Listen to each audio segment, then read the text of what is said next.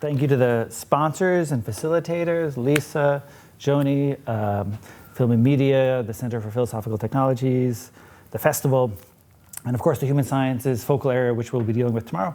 So as Lisa alluded to, this partially comes out of almost going on 2 years of dialogue back and forth between my home institution, King's College London, and ASU, particularly in connection with issues of the environment, infrastructures, technology. And it's been such a rewarding set of conversations I've had with colleagues at ASU. It's a tremendous honor to be here. This is my first official talk about the book since it's been released, so it's kind of like a book release party. I brought a couple of copies. If anyone wants one, $20, you can get one. That's with the discount code, or you can just order one online. My remarks today, rather than just recap the book or tell you what it's about, I'm doing something a little different. I'm singling out a particular strand of the book, right? So the main argument of the book is basically to look at how and why the rise of communication sciences, information theory, computing shaped 20th century critical thought, which also means looking a lot at how, for example, also practitioners of the human sciences, a term we'll say more about, shaped the way early computer scientists understood their work. Right? So when we talk about the rise of critical theory, you also see at the same time new sciences of theories of signs, communication, information also proliferating in engineering and computer science. So I write the history of how these two fields intertwine from 1930s the United States to 1970s France, and in the rise in so-called French theory.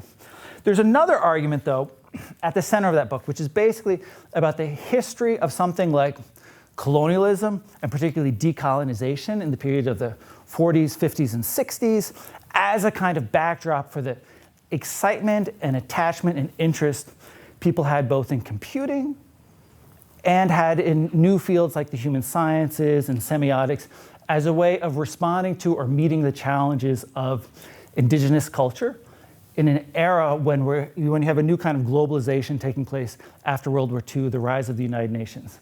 So in the talk today, I'm bringing a lot more emphasis on this particular strand of the book, not fully articulated in the book, which also means there's a couple of loose threads in the analysis. I'm going beyond the book to talk about this long history in the human sciences of pairing computing and indigenous culture as a way of thinking about how the humanities could be something different. They could, for example, be human sciences.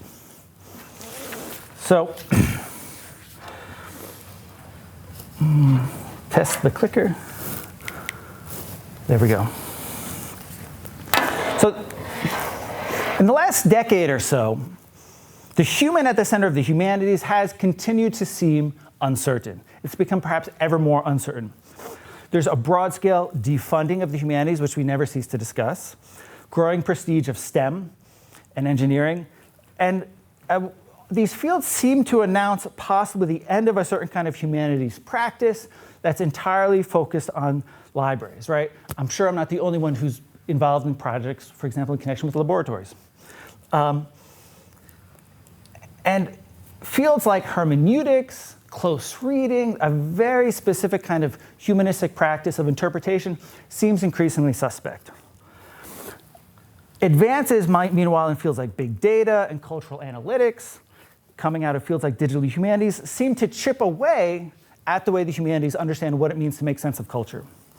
So scholars in these fields, such as Andrew Piper and Lev Manovich, have suggested that classical humanities criticism is not simply superficial, but it's possibly naive and probably ethnocentric, because we work with these tiny, tiny sets of canons that could be expanded with new digital methods that could sort of envelop and collect the world.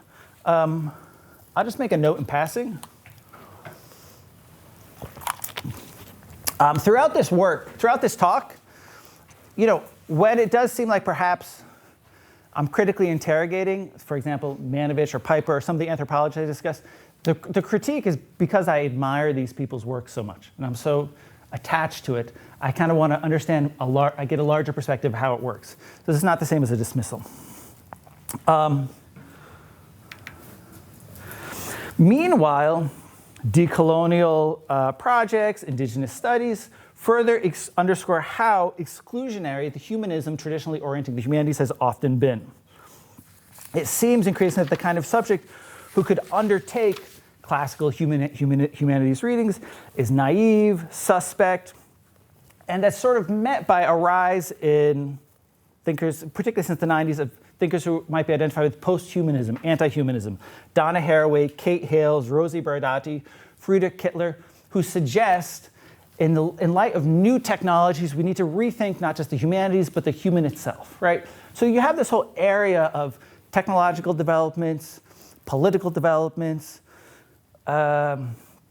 institutional developments that are asking if the humanities as we know it can continue to exist in its existing form.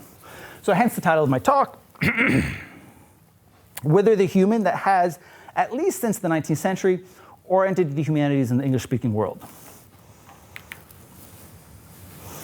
So my book, Code from Information Theory to French Theory, argues that for nearly a century, a number of the leading theorists of the humanities, and probably even of the human subject, have been seizing again and again upon these types of terms to rethink the disciplines.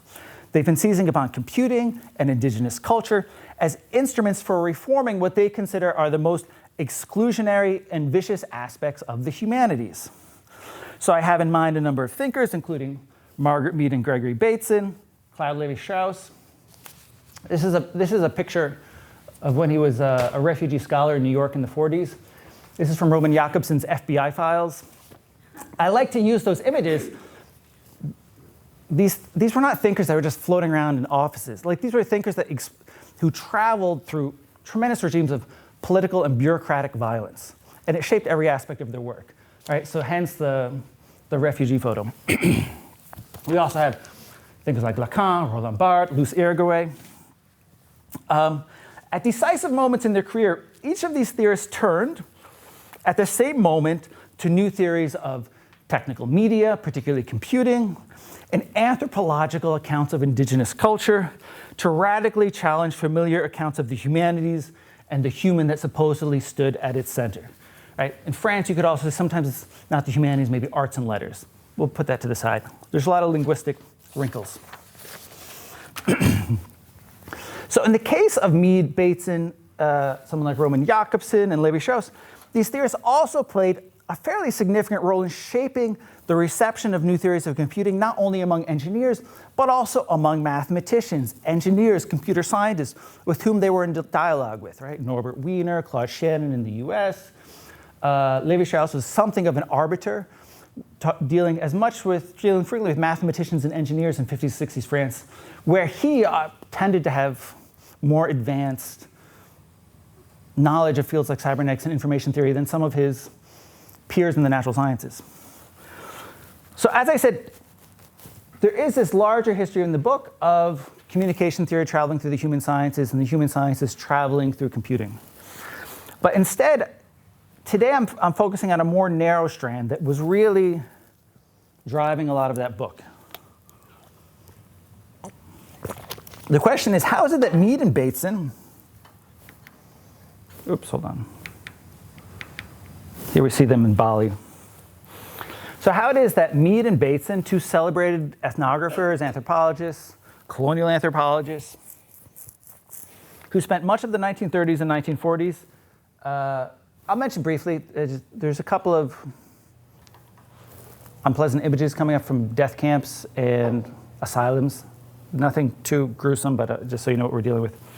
So how it is that Mead and Bateson, who spent much of the 1930s and 1940s preoccupied with colonies, asylums, and death camps, came to found the so-called Macy Conferences on Cybernetics, a clearinghouse for popularizing early ideas of computing across the sciences in the 1940s and 1950s.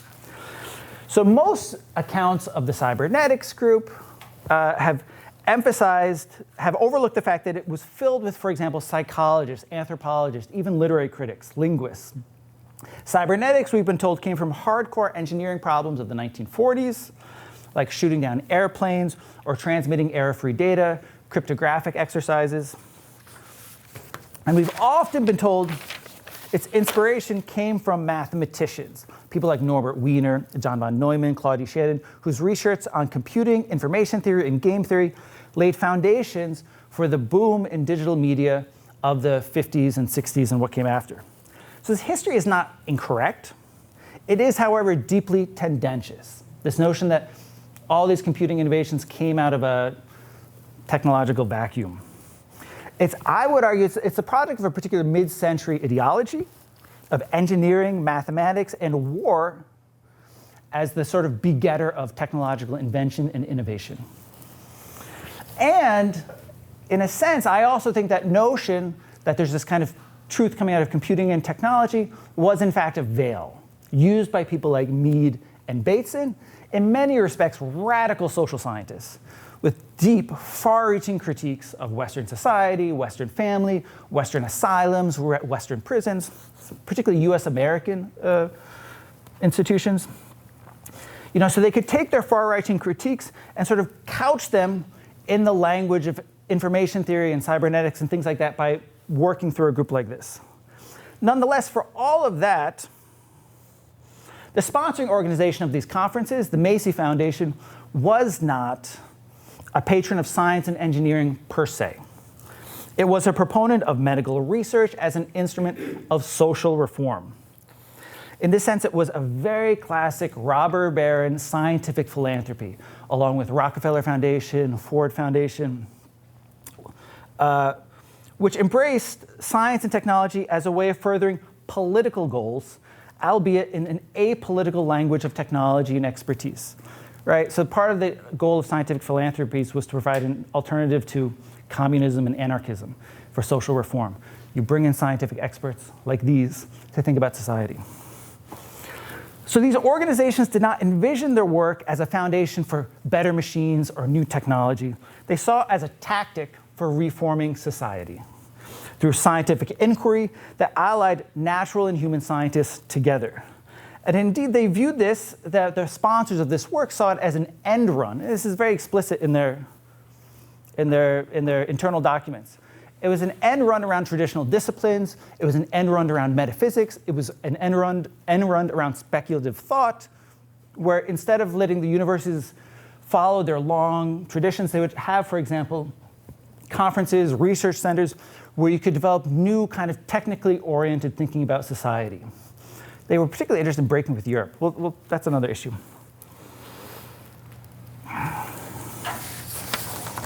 So in short, here, let's consider like a quote, actually. So consider the remarks of Frank Fremont Smith, the Macy Foundation medical director at the opening of the 1949 Macy Conferences on Cybernetics. So in this, he offered an explanation of what they were trying to do at this conference that brought together inventors of computers with leading theorists of colonial anthropology. According to Fremont Smith, the problem of communication, right, and this was a time where much of digital research was thought in terms of communication. It's about transmitting data, right? The problem of communication is largely a problem of human relations, and for its solution requires intensive and comprehensive scientific study of man. In order to study man, it is necessary to bring in every one of the physical and biological sciences and every one of the social sciences also. Thus, in the study of man, we may find the eventual unification of all the sciences, end quote. So in short, cybernetics was a humanism. The human sciences were, in turn, both the cradle and the aim of cybernetics. And Joni and I were deeply fascinated by what the human sciences mean. And to me, the human sciences are always an ambition. It's always a project in the making. And in this account, the study of man includes, for example, engineering. It includes physics, it includes mathematics, it includes electrical engineering. So this brings us, to my mind, to the foundation of cybernetics and a lot of mid-20th century accounts of computing that came out of it. Not artillery or electronics or data transmission, but the search for a neutral technical approach to founding what they would say in the language of the time, a science of man, right? Or more neutrally, human sciences. And how that program of research gradually recruited was activated by thinkers like Mead and Bateson, who saw in it an opportunity to bring thinkers like Wiener and Shannon, the kind of architects of early digital computing, into dialogue with their research. Now, let's delve a little bit into Mead and Bateson.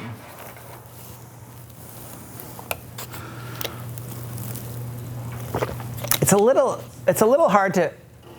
hard to explain how huge Mead and Bateson were in different ways in Cold War America, right? Mead, for example, through things like her regular columns for Good Housekeeping on how to raise your children. Bateson through his deep influence in the Palo Alto group on the rise of a kind of groovy ecological thought promoted by people like Stuart Brand. Nonetheless, their expertise came largely from their work in colonial anthropology, particularly in the Pacific and Southeast Asia, and often in connection with kinship. Not only kinship theory, but largely kinship theory. And part of the promise of this work, the way they consistently got it funded was, they said they were going to solve Western pathologies, right? So juvenile delinquency, schizophrenia, through expert knowledge gathered in the study of the social systems of indigenous cultures.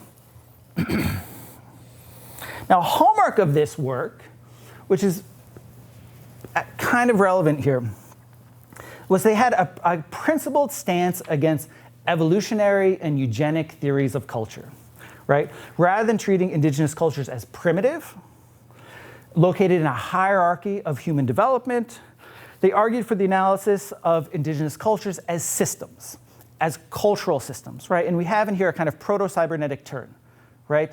When you're studying cultures, you're not studying which one is higher or lower, right? You're studying different logical systems and their dynamics that largely happen through feedback mechanisms, right? So for example, here you have a eugenic theory of dementia precox, of schizophrenia from the Eugenics Record Office.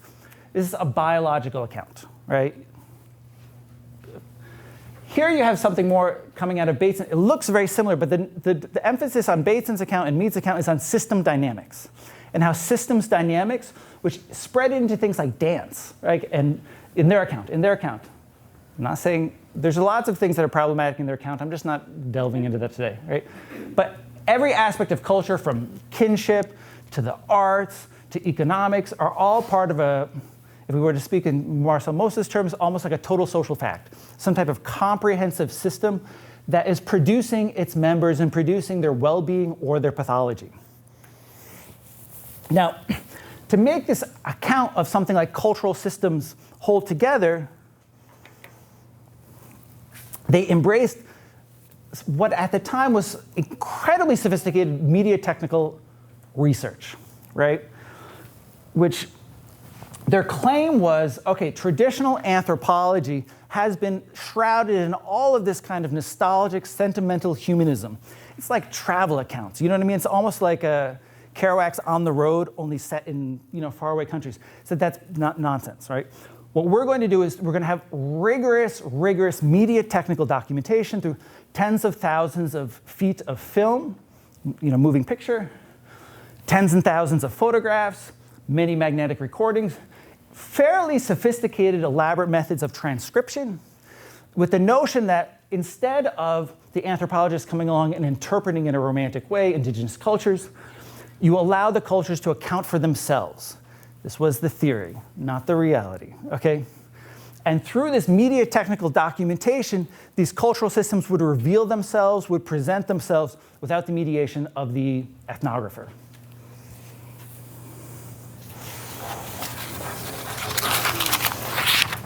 Now, the one thing I will note, this is kind of relevant, but the entire reason that this whole system worked and that you could come up with this notion that these are more or less intact systems with their own dynamics is, for example, the Dutch violence in Bali, brutal effects of Dutch colonialism.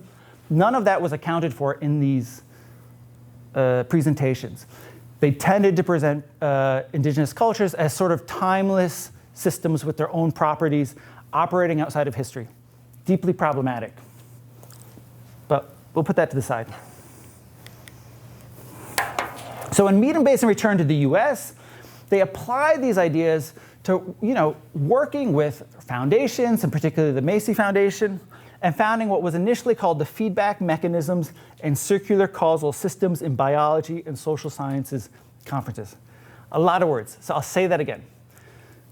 The Macy conferences on cybernetics, it's sort of just like a popular, it's a handy label because the real name is so complex. The feedback mechanisms and circular causal systems in biology and the social sciences conferences.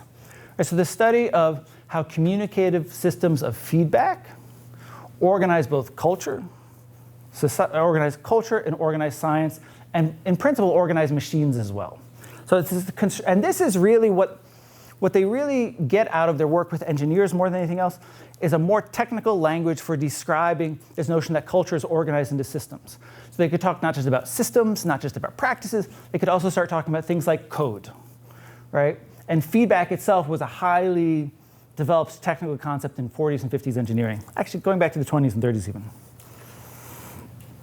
So it was in part to put their research in Bali on firmer ground, particularly their accounts of kinship, to make them more rigorous and systematic, that they start working with the likes of Whither, the would-be founder of cybernetics from MIT, John von Neumann, the kind of designer of modern electronic computing architectures, also game theory. And in my view of it,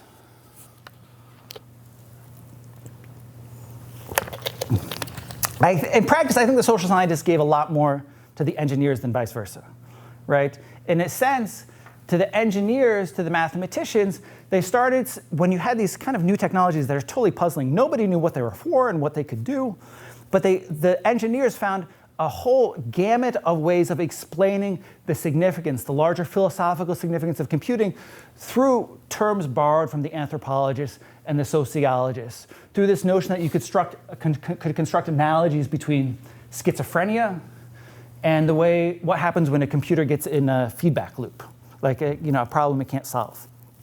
And to me, it actually seems a little bit like, someone like Norbert Wiener, who is very famous as a founder of cybernetics, is a little bit like the kind of cuckoo bird that lays an egg in another bird's nest, and then Wiener kind of brings it to fruition, but it's not exactly coming from him. Nonetheless, there was great political and kind of epistemological utility in giving the credit to the engineers.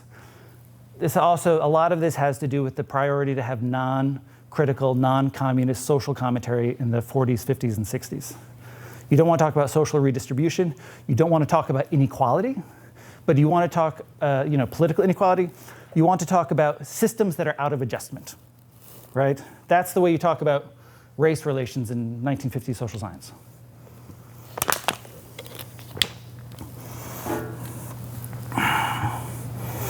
Now, once the Macy conferences got some momentum, Mead and Bateson famously extend their ideas to the founding of a host of new fields. Okay, family therapy, new sciences of ecology.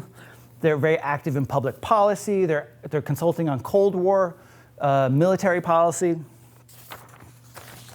And with the aid of cybernetics and information theory, they're able to newly account for their work on Balinese tribes in terms of codes, which then later become ways that they describe, for example, the way American families work, the way suburban families work, the distinctions between groups that they would say are, white, they didn't say white identified, but something very similar. White identified versus black identified versus Jewish identified communities, all in terms of having their own codes and cultural systems.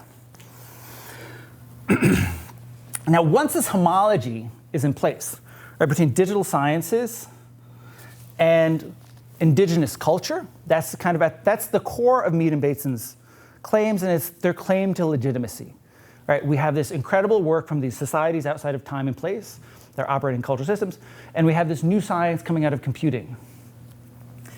What you can do with that is it's hard to explain. It's power. It's an almost limitless tool for kind of critiquing and de-romanticizing institutions and practices of US American life, of Western life, by which the trappings of a kind of romantic humanist subject, we'll go back just a slide or two, right? A romantic humanist subject increasingly is just a product of systems.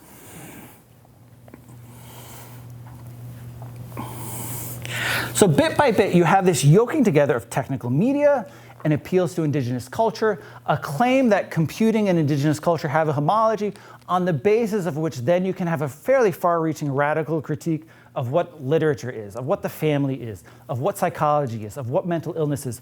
It all de-emphasizes individuals. It de-emphasizes a traditional kind of humanist subject. It de-emphasizes a reasoning subject. It completely throws out any kind of notion of the privilege of Western reason, because you have this homology between the supposed properties of indigenous cultures and the way computers work. And in the context of 1950s anti-communist America, that's a means by which you can advance radical social criticism, right? And I think more or less we're still pretty indebted to this. Like, if you read histories of computing, histories of media, the priority we give to people like Wiener, the mathematician at MIT, in inventing all these new critical cybernetic ideas is because we're still kind of buying this technocratic ethos that promoted those voices to the front while ignoring the human scientists in the background kind of devising the system. Now, in the book, one of the things I talk about and things I'm going to skip today is, alongside that, there's this entire history of how the engineers, for example, are interested in engaging in issues like eugenics, usually critically, forensics, criminology, globalization and its tendency to destroy cultures and to destroy ecology. So it's not as if the human scientists win the day. The technical researchers are themselves already deeply political, deeply cultural, deeply. It's not as if I'm very happy with a symmetrical account in which we see both sides. They come together because they have shared interest. It's a powerful technocratic moment that comes out of the progressive era. The notion that technical expertise can fix the world is also alive and well at a place like MIT. However,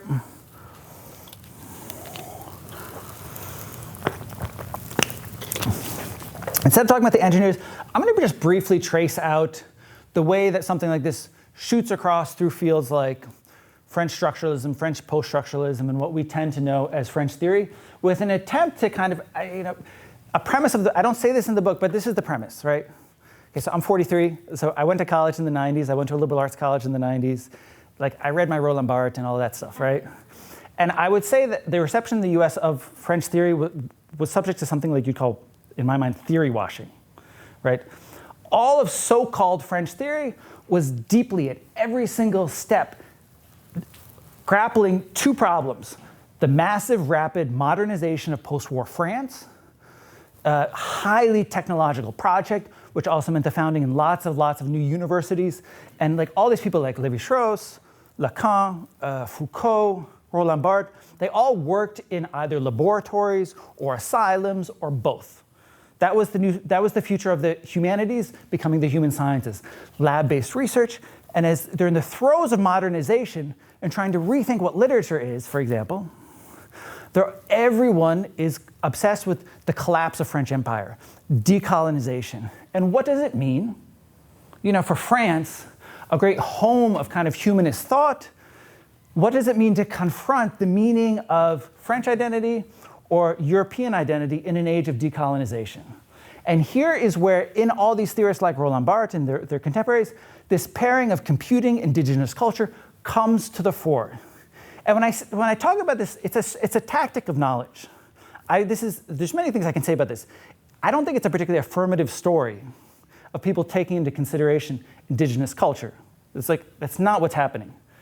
It's there, but it's about a strategy of meaning making, where you bring certain elements together to define and grapple with the changes your society is going through and the future of your own disciplines. Okay? So,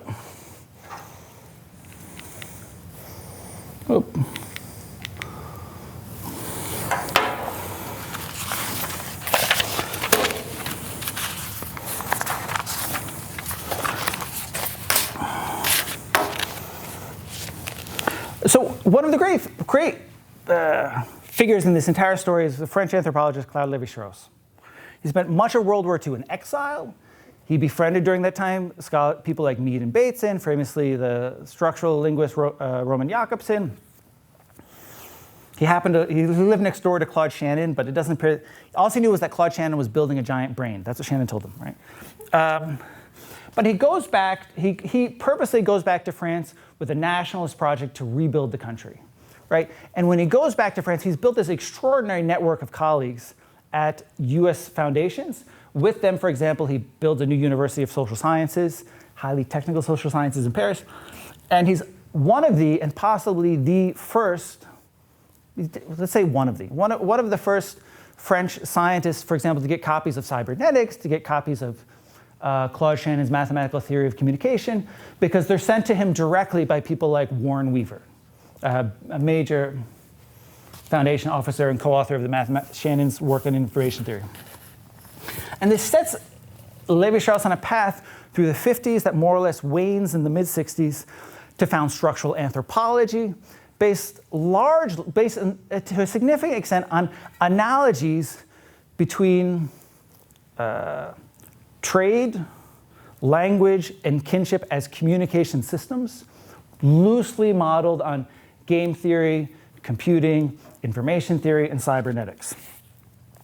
So his attempt to rethink the human sciences, to rethink anthropology in a scientific, technical manner, it really comes to an apex in his 1962 work.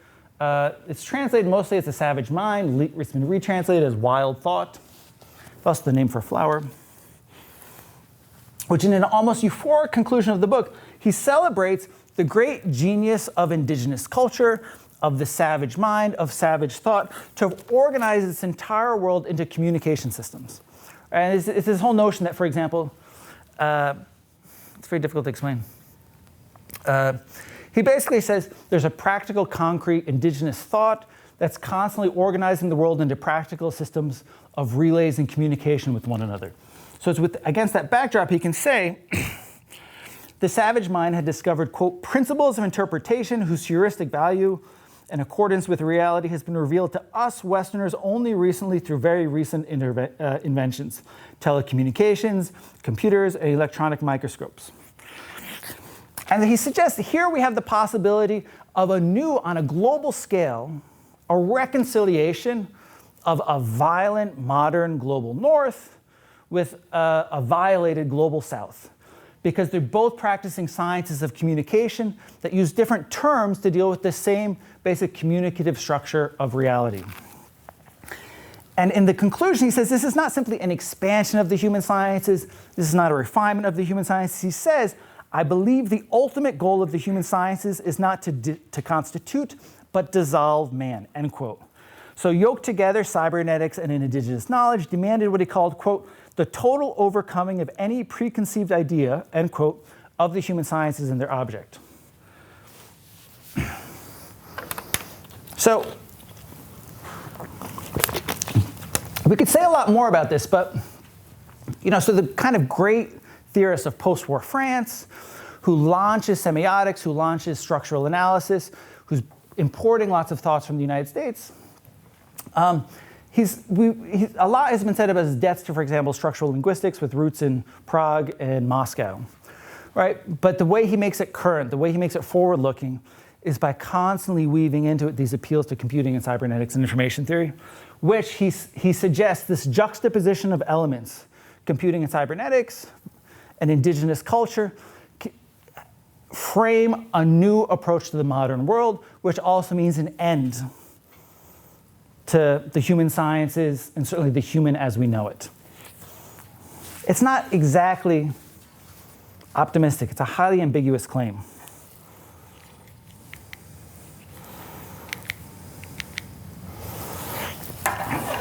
So a host of eminent interpreters following Lévi-Strauss's lead take up this idea that there's something like a colonial unconscious inside technological modernity. This is a ubiquitous theme through Barthes, through Baudrillard, and even to someone like Derrida. So one of the early theorists, I think, is Roland Barthes. Of course, he's hired at the University for Social Sciences, École des Études en Sciences Sociales, where he's partially teaching ethnography. And so he has his great work we all probably have run across at some point, his 1957 landmark work, Mythologies, where the basic conceit of it is a little bit over. The reason it's called Mythologies, right? It's taking ethnographic accounts of mythology in indigenous cultures, and it's saying this explains modern technical communications. The whole modern technical and mass media of the West, and particularly in France, operates according to the same mythological principles that are operative in indigenous culture as revealed, for example, through structural anthropology. Right? So it's a little bit like a détournement, right? And the centerpiece of his analysis is one centerpiece. These theorists always have a lot of moving parts. It's always risky to talk about the centerpiece, right? But nonetheless, a key element is that he does something that Mead did, that Bateson did, that Levi-Strauss did, that he introduces and embraces this notion of semiotic code, right? All of these texts, all of these cultural phenomena that we're studying are organized according to a complex system of codes, but these systems of codes correspond to something like the fundamental laws of mythology.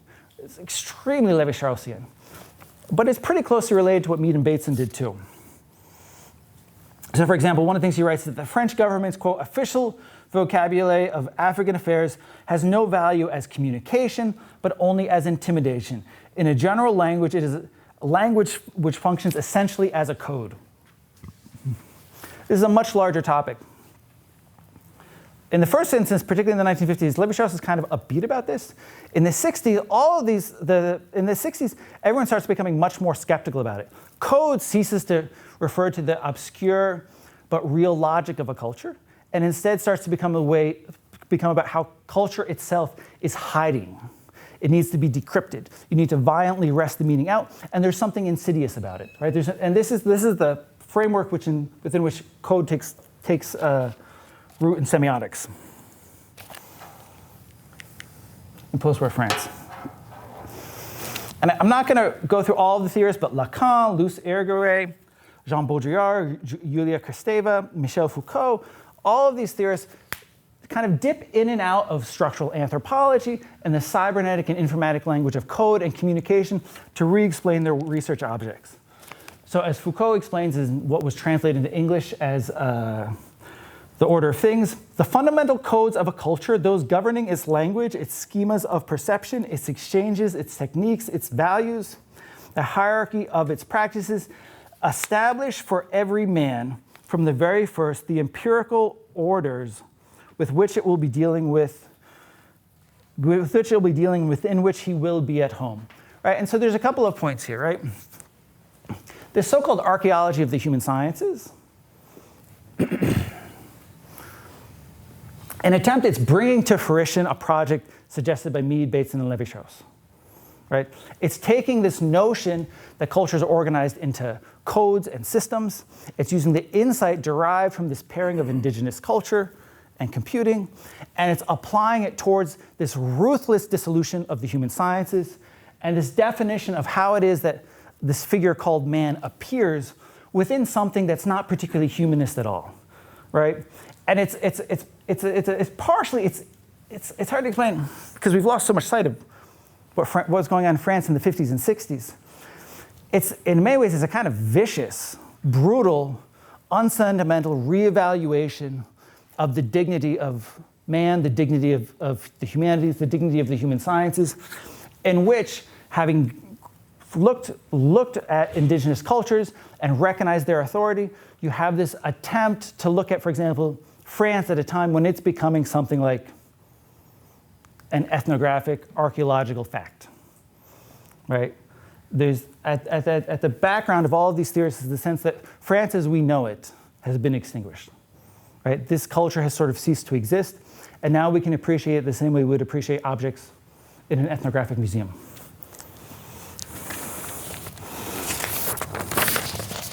Now, as I kind of already alluded to, I'm going to wrap it up now and just draw together a couple of points. So it's a great historical curiosity for me that as these theories found their way into the US Academy in the course of the 1970s and 1980s, their great debts to colonialism, their obsessive preoccupation with decolonization, right? They're talking about indigenous culture and anthropological knowledge sometimes on every single page. And we treat it as if it's like a theory of a text. their debts to those political and comparative cultural dynamics were lost, and also let's call it poaching, right? Poaching of cybernetic and informatic thinking was also kind of faded away. So instead you got something like this kind of timeless, placeless, great theory of culture called French theory that allegedly came out of Heidegger and Marx and Freud, which, as in the origin story of cybernetics, it's not incorrect, but it's deeply tendentious. We also lost sight of this element that to me is the key to many of these movements and a key to a kind of modern making sense of technology and also a modern making sense of justice, brutality, and violence. The juxtapositioning of computing and indigenous culture, of communication theory and anthropology, and its possibilities for reforming the human sciences. And we see these themes also emerge widely in the US in contexts I've already alluded to, right? So Donna Haraway's celebrated accounts of cyborg theory partially as a way of coming to grips with indigenous women of color, indigenous cultures, women of color, and their imbrication with technical fashioning of the self. Right? What Donna Haraway famously does in her cyborg theory, it's like very, very classic cybernetic thought. It's not like a new thing to say that if you want to understand what informatics is up to, you have to think about indigenous cultures. It is, of course, giving a decisive set of political twists, right? You see, of course, in someone like Marshall McLuhan, his famous accounts of the global village, and this notion that electronic media, in a sense, tribalizes all of us, overturns the Gutenberg galaxy, overturns Western man, right? These tropes, these pairing of the new technical communications and indigenous culture, you almost can't get away from them. And then, of course, they do kind of come back to life in the idea of a new kind of, in new fields like media theory, Kittler, Haraway, Braidati. They're calls for a kind of post-humanism. And they're saying we're going to overturn the humanities. We're going to have a post-humanism where we're thinking about text partially in terms of the insights of technical cultures. And there's this promise. It's not the same in all thinkers. It's highly differentiated. That there will be a kind of new accommodation or inclusion of diverse cultures in a global age through a certain peculiar pairing of indigenous computing, indigenous culture and computing against what's not really the human sciences, but the inhuman sciences. Right? It's a very reformist project. I think that might be the... So,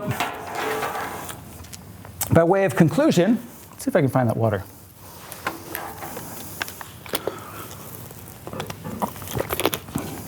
What are we to make of this strange proximity in the human sciences, the science of man, particularly anthropology, to the early history of informatics? And for that matter, what are we to make of this consistent effort to critique and reform and reorganize fields like the humanities, the social sciences, to dispel their prejudices through a new intellectual project that pairs together knowledge of indigenous culture and computing in a kind of innovative manner? So first thing I would suggest, and this comes back to this alleged crisis of the humanities and so on. Many of the ambitions in the humanities for digital methods rest in a decisive regard on the close proximity of early digital theorists to these crises of colonial and decolonial politics, to these refugees who had witnessed unspeakable violence and then tried to rethink about it in terms of computing. For thinkers like Mead, Bateson, and Levi-Strauss, the meaning of digital technologies related in part to the challenges posed by decolonization. The task of building a new community of nations with many of these thinkers, particularly Levi-Strauss, Mead, Bateson, deeply involved in projects like the United Nations, UNESCO. And also responding to the violence that was underway in places like Algeria and Vietnam, which explicitly, avowedly promised to deploy cybernetic technologies in decimation. So I think our present moment and this continual pairing of computing and indigenous culture partially relates to this practical history of struggles that attended the rise of digital media. Second, I think within this historical setting, we should consider how the supposed challenges posed, for example, to the humanities is not exactly an upstart intellectual political problem. It's not that we're suddenly confronting the need to decolonize the university or the new priority of STEM. Those are real problems, but in our response to them, we're also summoning up juxtapositions for meaning making that have a much, much longer history and a highly ambivalent history. In a sense, I would say we're living through the culmination of a century of technocratic reforms that have often been positioned towards, for example, rethinking the humanities in terms of human sciences in reference to these new objects that seemed to stand outside the human, computing and indigenous cultures. And so within that process, the juxtaposition of computing and indigenous culture, it's not simply a story of political reform, new systems of inclusion. It has to be regarded as some kind of a strategy of knowledge. One marked by a program, I think, probably as much of extraction as inclusion. I'm going to get a little hippie. I'm going to get a little speculative here, and you'll just have to tolerate me for a second, because some things I have a feeling for, and I can't really prove it. So I just say things that sound a little strange. But I think across these thinkers like Mead, Bates, and Lévi-Strauss, there's elements of a salvational or some kind of eschatological story in which supposedly radical others of humanism can be brought together, indigenous culture and technology, as if to save humanism from itself, as if to reinvent, for example, universities from the inside. So there's this attempt to free humanism. Really, the mythologies that get critiqued through all this thinking are not the mythologies of indigenous cultures. It's the mythologies of the West that they're trying to dispel through a new kind of human science. So to put it in the more structuralist terms, we have a world of infinite relations. When you're constantly juxtaposing two elements to make meaning, when there's an infinite number of things in the world that you can compare, you have a strategy of knowledge. You have a key by which that particular culture, through pairing and relating two elements, tells a broader story about society. And within that, you have also a dynamic system for generating identity, difference, change. So in this regard, the critique of humanism and the human brought about by pairing digital technology and digital culture is, in short, it's a quintessential humanist trope. It's a foundational measure. Lévi-Strauss chases it back to Rousseau, but let's not get into that. It's an affirmation of humanism. It's part of a self-critical gesture for rehabilitating the humanities. So what some scholars have called the post-humanities is, in this light, a pillar, certainly of the human sciences and possibly of the humanities. So as such, it seems to me that in our present moment, the humanities today, far from falling into some kind of obsolescence facing these challenges, is finding for itself a new life, a way to almost outlive itself, as it were, an afterlife in the manner in which it stages old and enduring problems on the conceptual terrain offered by fields such as cultural analytics, big data, decolonization, and STEM. Thank you.